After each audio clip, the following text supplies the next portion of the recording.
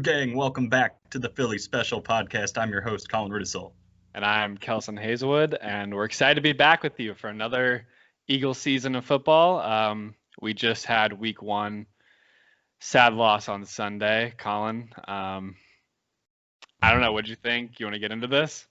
I guess so, man, if we really have to. Right. I mean, not the high note I think we wanted to start on this season. No, and we're starting with video recording. We've revamped the entire podcast. Like, I'm so excited to have this moment right now. Right. And I'm like, Washington's a fucking, it's not a curveball. It's right down the middle. It's drive it out of the park. And now, we've got a fucking complex podcast coming up. So yeah, we have a lot to talk about. And we really do. Fortunately, not a lot to talk about on the good side. No, I would say just about, well, I've got a little bit, but yeah, not much to talk about on the good side. Right. But yeah, man, I think let's just hop right in, shall we? We're going to start right away with our, first segment of our new show here with 4 quarters in 5 minutes. And let's just dive right in with quarter one, which I'll cover. We kicked off, obviously, to Washington to start the game, and I think the defense did a great job just setting the tone, getting us the ball back. Wentz drives right down the fucking field, hits Goddard for a big pass, ends up throwing a touchdown to Ertz. The offense flows in a way that just looks right. We see Jackson get involved as well. Just a lot of good things on that first drive, and everything seemed to be going the way the Eagles wanted to that entire first quarter. And on the defense side of the ball, another guy I just want to point out, Malik Jackson. Immediately putting his head in the game and showing how much of a difference he's going to be this season and how much we missed him last season.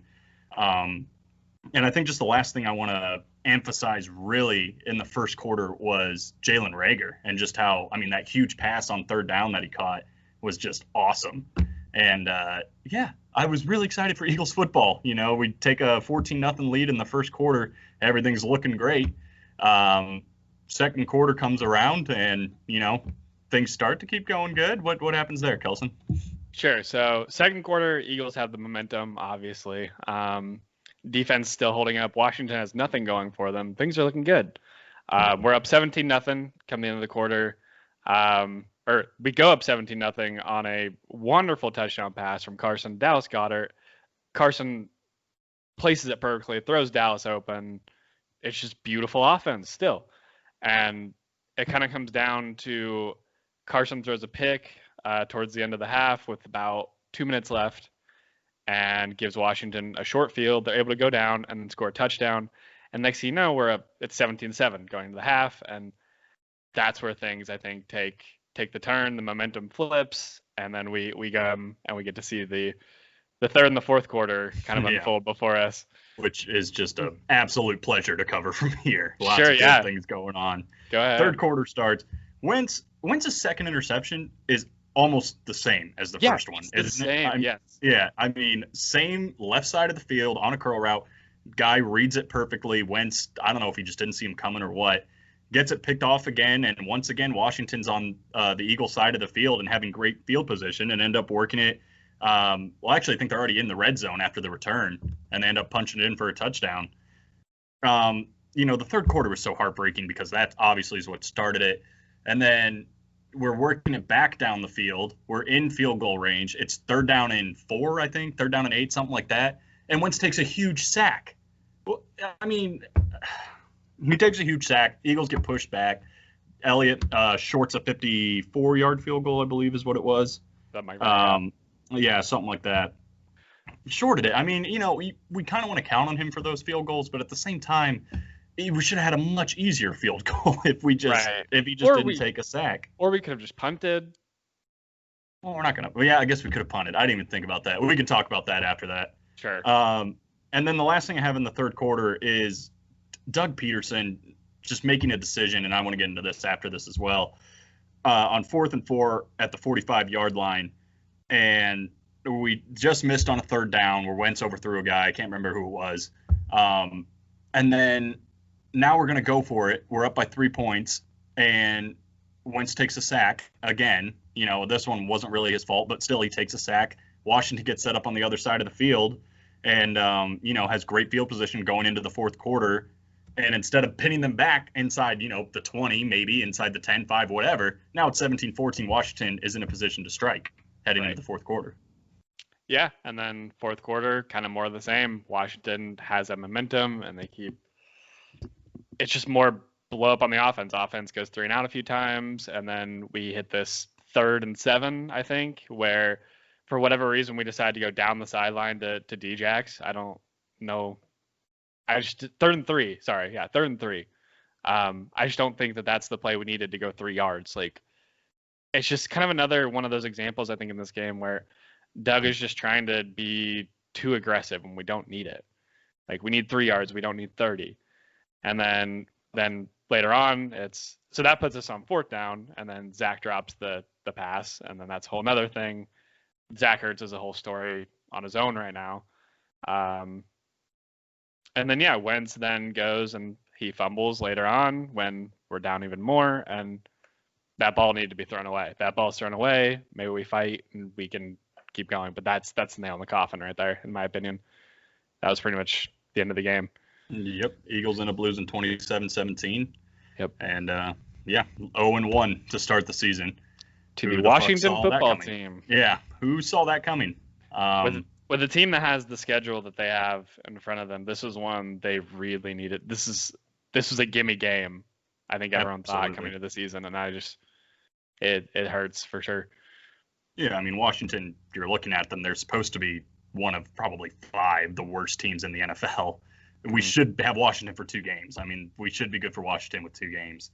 Right. And yeah, the wheels completely fell off at halftime. I mean, inside of 2 minutes at halftime. The start was so great. I mean, just going back to that, I just really was like, this is Eagles football. This is exactly what it should be. Wentz airing it out, and obviously Miles Sanders isn't playing, so the run game isn't as developing as we'd like it to be. But I don't think we even gave the run game a chance. I was looking at this earlier. I think the entire game we only rushed the ball 15 times, I think, with Corey Clement and Boston Scott. That's not even enough to really get anything going. Plus, those carries are pretty split, so neither of those guys really had a chance to get going. And for a team, when you're up 17-0, I don't know how you only have 15 carries in the whole game. I think this is just another, I think I said this earlier already, but Doug is just trying to be too aggressive and do too much, and I don't understand it. It's not necessary.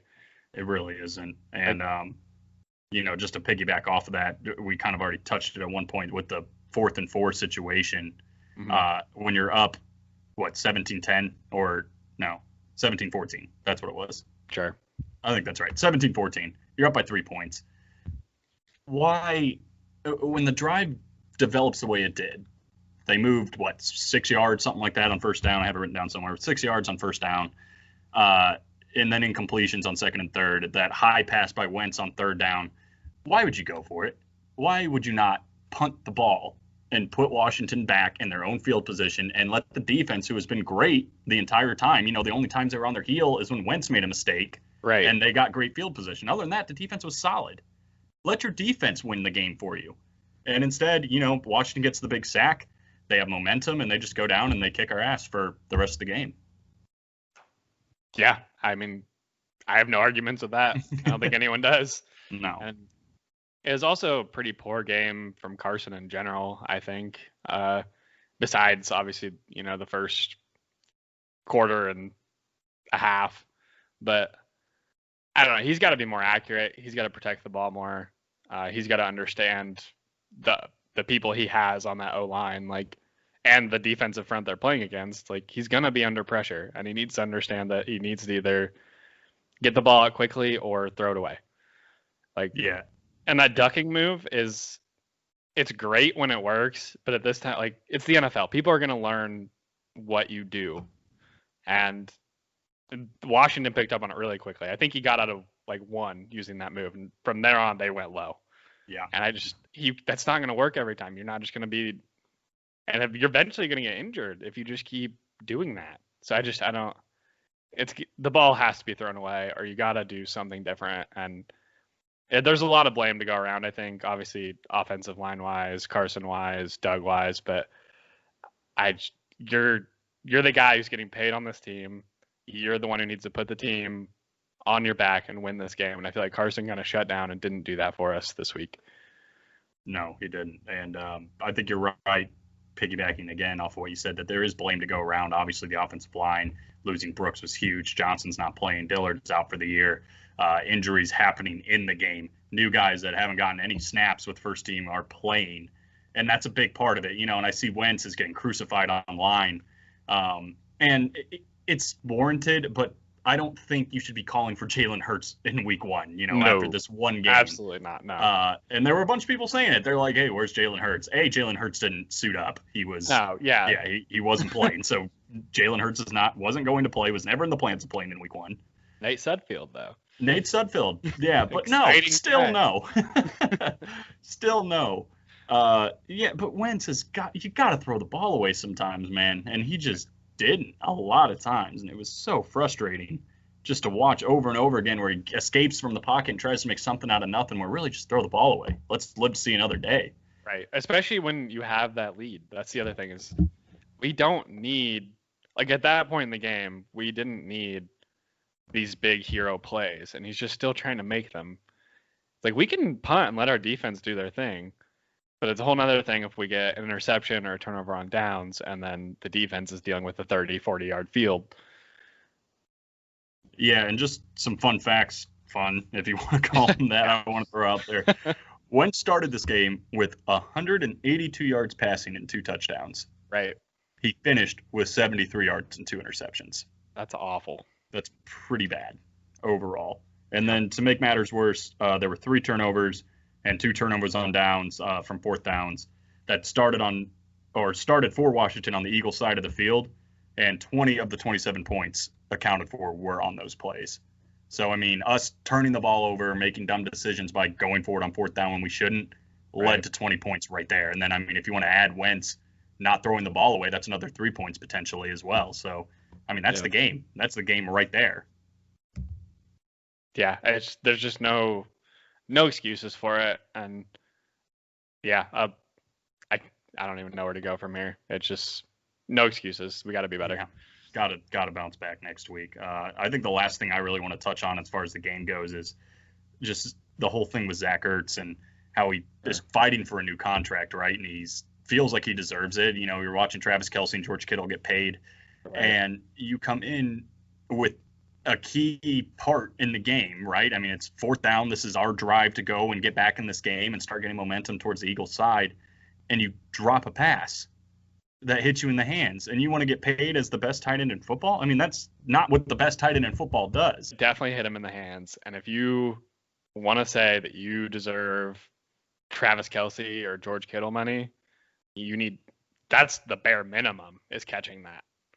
Yeah, I mean, this is a tight end that's supposed to have the best hands in football. I'm not talking about Richard Rodgers or Hightower, who dropped I don't know how many fucking balls in that game, but right. I know he's not a tight end, but I just needed to throw that in there. Sure. That's not the play you need to make. I mean, we're already teetering. I like to have Goddard and Ertz out there. There are people that want to trade Ertz. I don't know. There's all sorts of fucking theories going around, but sure. Yeah, I don't know. That's not what star tight ends do. You got to make that play. All right, so we're out of the game now. Let's move on to the next segment here. I think we should start doing this. And I have the first one, but I'd like to see some fan interaction. Hit us up on the socials, obviously, Philly Special Podcast. The hypothetical question of the day. And, Kelson, I've got one for you. All right. I'd like your answer and your honest opinion. Nobody's going to crucify you. At least I won't. The internet might. Okay. We'll see. Obviously, the Eagles are off to an 0-1 start. What is the record the Eagles would have to have for you to think that Doug Pederson will be on the hot seat after this season? That's a loaded question. The Eagles are a team who won the Super Bowl in 2017, and they've been to the playoffs every year since. So they haven't done this season is so weird because of everything going on. But I just can't see a situation it would have to be bad, I think. It would have to be 3-13, something just atrociously bad, in my opinion, for Doug to be scrutinized to the point where he might be fired. That's how I see it anyway. All right. If you want my honest opinion, Yeah, what do you think? I think Doug Pederson is on the hot seat after this season if the Eagles don't make the playoffs. Really? They could be 9-7 again. And if they don't make the playoffs, I'm not saying he's going to get fired after the next season, but that's when he's on the hot seat. I mean, if the Eagles go 2 years in a row without making the playoffs, so I'm saying this season we don't make the playoffs, next season we don't make the playoffs, you're not going to see Doug Pederson in Philadelphia anymore. Sure, yeah, I would agree with that. But like specifically like after this season, I think it would have to be really bad. Oh yeah, I think they could go 0-16 this year, and I don't think Doug Peterson's going to get fired. Exactly. Yeah, but he'll certainly be on the hot seat. Yes. I think any amount of record they have, if they don't make the playoffs, he's going to be on the hot seat. And with that being said, like last year when they were 9-7, you know, if they make the playoffs, he's not on the hot seat. They could be 8-8 as long as they make the playoffs. I don't put him on the hot seat. Okay. I mean, this is an organization that should be winning, right? I mean, when you look at what we have set up as far as, or ignore injuries, we should be in the playoffs every year. We should be competitive every year and one of the teams to compete with and potentially win a Super Bowl every year. I think that's the way I see it. Sure. And I think Eagles fans would agree. So when that standard's not being hit, changes tend to come more quickly. And you know how passionate Eagles fans are, and you know how quickly they are to call for heads. I've already seen it online. Right. People want Doug Pederson fired today. So I'm just curious. And just to add another portion to this, let's throw the starting quarterback into the mix. I mean, obviously not a very stellar ending, at least. He started off really, really well and then ended bad. I mean, what kind of performance does Carson Wentz have to have this year for you to think maybe it might be time to move in a different direction? So, I mean, once again, loaded question. Like Wentz, MVP candidate back in 2017, and then just some bad luck with injuries and some things like that. But he's had flashes, right? He's looked really good at times, and they obviously think he's the guy. They paid him. Like, he has the paycheck to prove that Philly believes in him. I don't know. I think it would also have to be, well, I actually don't think it has to be that bad because they drafted Jalen Hurts. And I don't think you do that if you are 100% locked in on Wentz. So I think if Carson plays similar to how he did during the third and fourth quarter, and he does that for even 40% of this season, I think at that point, yes, Carson is on the hot seat. Well, you as an Eagles fan, obviously, I mean, if this game is replicated over and over again, Wentz like flashing, being great one drive, next drive he's terrible. We can't have that. Like, Eagles finish 8-8. Inconsistency doesn't equal winning, so no. So Eagles finish 8-8 with that inconsistency from Wentz. Are you saying it's time for Jalen Hurts? At that point, probably, yeah. Because I feel like Wentz has probably one or two of like these games a year, like what he had this week. Mm-hmm. And it's okay. We can deal with that. But it sucks that it came against Washington. But I feel like we can bounce back from this. But if it becomes like a normal thing for him, I think that's when it becomes more of an issue. And we probably need to, at that point, that's just not NFL football. Like, inconsistency is not acceptable at the quarterback position in the NFL. Yeah. Like, certainly problematic. Look at Jameis Winston last year. The man threw for 30-plus touchdowns, 30-plus interceptions. You could not have picked the most extreme example of, right. I've already forgot the fucking word. Yeah, inconsistent football. 30 touchdowns and 30 interceptions. It's just like, that man is not starting anywhere this year. Yeah, I was going to say, and look where it got him. Right. Yeah. You just can't do it. Is there any scenario where you think Jalen Hurts takes over for Carson Wentz this season? I mean, not injury pending. I mean, like, yeah, I mean, like, you know, and not like the extreme where Wentz goes out and like throws 5 interceptions. You know what I mean? I'm just saying, like, the Eagles lose. Let's just say they're sitting at 3-6, something like that. Like, still some time if we somehow go on a winning streak to potentially make the playoffs. But do you ever see Jalen Hurts taking over the reins this season? From what we've seen from Doug Pederson so far, I would say no. I feel like that's not. That man is hell or high water. This is our plan. This is what we stick with. Yeah. And I don't see it happening. I don't either. But should it happen? I don't know. Yeah, I'm kind of with you too. I think it's probably Wentz or bust this year. They've invested too much in him, Right, giving up all the draft picks, dealing with all the hate, and dealing with Nick Foles, who's a guy that won the Super Bowl. You had to make a decision between the two. They went with Wentz, so Wentz is Doug's guy. I think they're ride or dies together. Yep. And to me at least, very much could be the case when Pederson goes, Wentz goes. It's going to be the same time. Hopefully we don't have to deal with that for a very long time because one's retiring. Yeah, exactly. Right, yeah. Mm-hmm. And it's just one game. Eagles fans, would you just fucking I'm talking right to you, Eagles fans. Now that I have a camera and you can see my face, relax, guys. It's one game. Okay. It's one game, all right? I mean, they beat the Rams tomorrow, and Wentz throws for 350 yards and 3 touchdowns. If that's the case, you're going to be screaming that this dude deserves an MVP. So let's just relax. That's all I got to say about that. Someone somewhere, though, Foles would have thrown for 4 TDs. So yeah, even though he sat behind Trubisky that whole fucking game. Yeah. Let's get into our new segment, man. I'm really excited about this one. Right. So, we've obviously been trying to think of some ways to make this a little more fun other than just talking about exactly what happened each and every week as far as the games go. And we came up with this idea. We're calling it The Journey.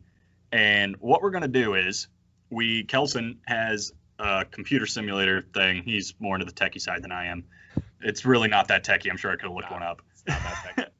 But we're going to put everybody in this pool All on the Eagles. Guys on the Eagles active roster are in this generator, and it's going to pick one for us. And that's who we are going to talk about every week. Yep. They're going to be our guy. Whether it's something you did on the field, off the field, whatever it is, where you're going to cover this man. And we don't know who it is. We haven't done any of this, random generating. Kelson's going to do it live for you on this podcast. And we'll probably talk about him in this podcast if he, what he did against Washington or if he even played. But if they played, yeah. Yeah. We'll just get into it. I'm excited to see how this goes. All right. Everybody ready?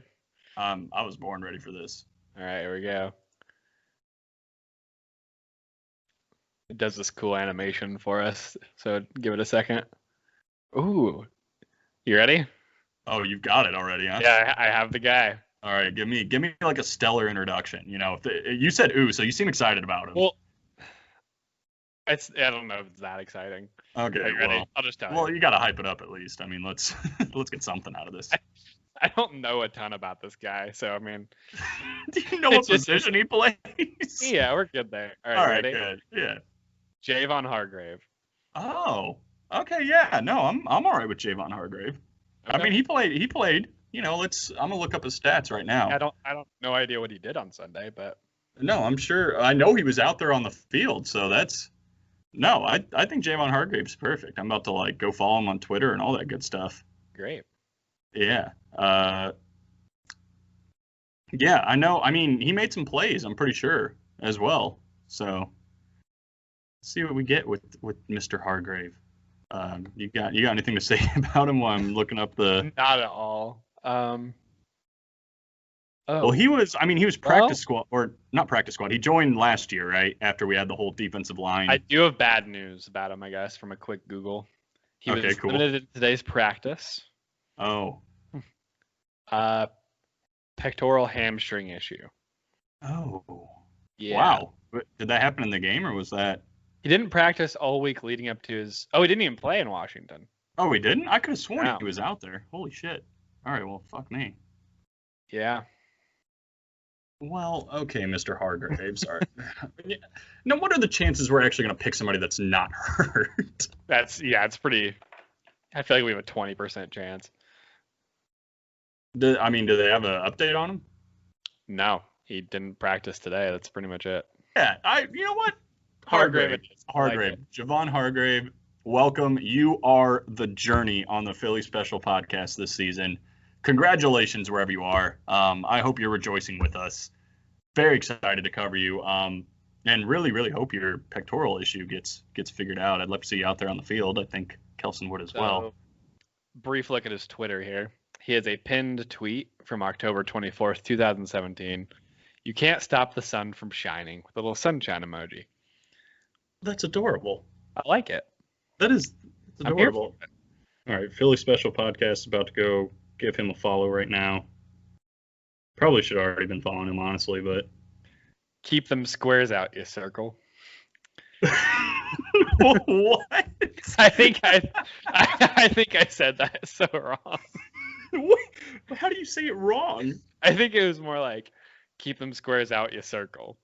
But I feel like I kind of like the way you read it instead. All right, he's obviously like just a big sports guy in general. Yeah, a lot of ESPN retweets and stuff like that. Yeah, he's obviously talking about Finals MVP. It looks like he still won't be the GOAT. All right, so he doesn't think LeBron is better than Jordan. Wow. I'm guessing Jordan is his guy. He's got a Michael Jordan thing. Yeah. All right, so here's what we know about Javon Hargrave already. He's got what'd you say? A pectoral hamstring. Pectoral hamstring? That doesn't make it's like pectoral / hamstring. Sorry. Oh my God! So he's battling 2 injuries. All right. Yeah. Yeah. He's funny from what you said. At least if that's the way you meant it. Yeah. You can't stop the sun from shining. That's just motivational at the same time, and just a fun quip about him, a little quirk. Apparently, I think he's a Batman fan. He said how many people going to play Batman. Either that he's annoyed that so many people are getting cast as Batman. I'm not really sure. Oh, I see. Going to play like I portray Batman. I originally thought maybe it's like a game, but I think it's probably like people like acting as Batman. Yeah, I think you're right. That's probably what it is. Every time I hit the ground, I bounce up like a round ball with a fire emoji. Hey, I like that, man. Hopefully he's going to be back out there soon. This is great. Yeah, man. Javon Hargraves. Like I already said, you are the journey this year, man. Congratulations. The end goal, we'd love to have you out on the podcast sometime, maybe near the end of the season, or whenever you're free would be really great. But really, I just hope he gets better and we actually get to see him out there for some action because Jesus Christ, just for a quick second, let's just talk about the injuries because how many times on this podcast are we going to talk about injuries? I mean, it's an Eagles podcast. It's kind of our life. Really, our logo should just be like some crutches. Stretcher. Oh, yeah, crutches and some stretchers. It's unbelievable that Brooks out for the season already. Dillard out for the season. The offensive line is just crumbled at this point. We picked up somebody from the Bears practice squad, I think, which is good. But man, I'm not satisfied with how many injuries we got to deal with every year. Thankfully, I would say getting a little bit ahead of ourselves maybe into looking at next week, but we're getting a lot of guys back this week, which I think is going to be very helpful. And hopefully we get guys back and they stay back because this is the first week in a long time. Today's like the first day in a long time. I feel like I've read a lot of good Eagles injury updates. It's like Miles Sanders, full practice participant today. Lane Johnson completely practiced. Brandon Graham, I think, cleared concussion protocol today. And then Derek Barnett, I think, practiced today. So all 4 really big assets for us to have back on Sunday. That's a lot of good. I mean, the defensive line is getting a huge boost with just the names you said. And hopefully Hargraves gets out there soon, too, so we get even more boost there. But I think the biggest name you named is Lane Johnson, who, just clearly, if you just go back and watch all of the sacks with that great article you sent me, I'd plug it, but I can't remember. I know it was NBC, but I can't remember who wrote it. Yeah. Sorry.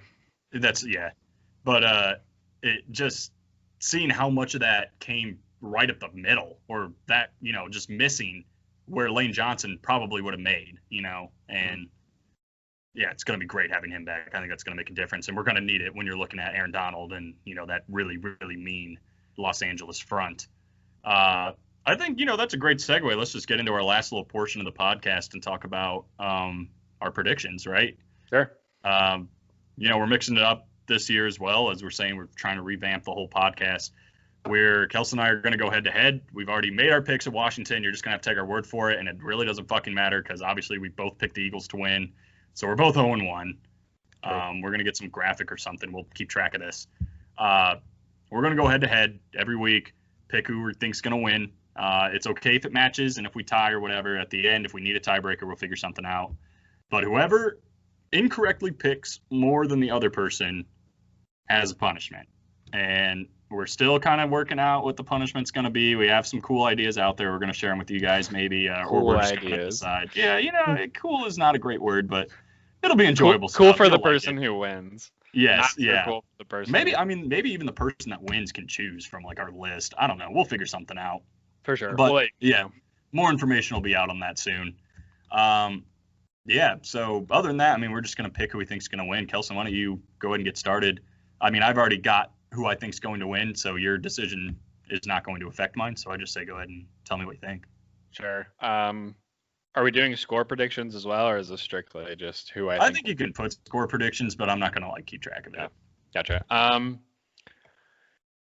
Oh goodness, it's so hard because when you look back at the game on Sunday, and Washington has a very, very, very good defensive front, but Aaron Donald by himself is just an absolute monster. I think that is the biggest name coming into this game because Carson Wentz was sacked 8 times on Sunday.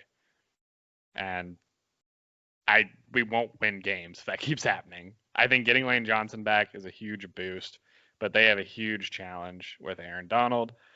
And going up against Jalen Ramsey that's a shutdown corner. Washington obviously didn't have that, so some of these big plays we're making down the field, I think, going to be a little harder to do against the Rams. And I don't know. It's just hard for me to really go into this game and be like, the Eagles have the advantage here. I think if there's another thing I'd point out that's in the Eagles' favor is getting Miles Sanders back. I think that's really going to hopefully make us run the ball more. And Miles Sanders, obviously, a very talented guy. And hopefully that'll help us also in the screen game, stuff like that. I just don't know if it's going to be enough. I think I might have to go Rams on this one. All right. Might or you are? I am. All right. We're going Rams. I hate to say it, but I have to. Hey, look, there's a lot at stake here. They don't know what the punishments we have in mind are yet, but there's a lot at stake. Yeah, you gotta go with your gut. I think to start, one thing I learned last week is either, and this is not Eagles related, the Cowboys are either worse than I thought or the Rams are better than I thought. I'm not really sure which is which. It's the latter. Yeah. The Rams were efficient on Sunday. They looked great. And I like to think myself a little bit of an optimist, even though I'm more of a realist, definitely, and that there's going to be a rainbow at the end of the storm, right? That was a shitty storm the Eagles had against Washington, and now we're into a new week. We're getting Sanders back. We're getting Barnett. We're getting Johnson. We're getting all these names back. Wentz is going to look himself in the mirror, kick himself up and go up a notch in gear or whatever. I don't know, some fucking saying that's in there. Right. And pull themselves together, and we're going to get a victory. I think the Eagles are going to be more competitive in this game, and I think a big part of it is what you said with Miles Sanders. We got to get the run game going. We got to figure something out. But I'm just not confident in what we have in the front right now as far as the offensive line.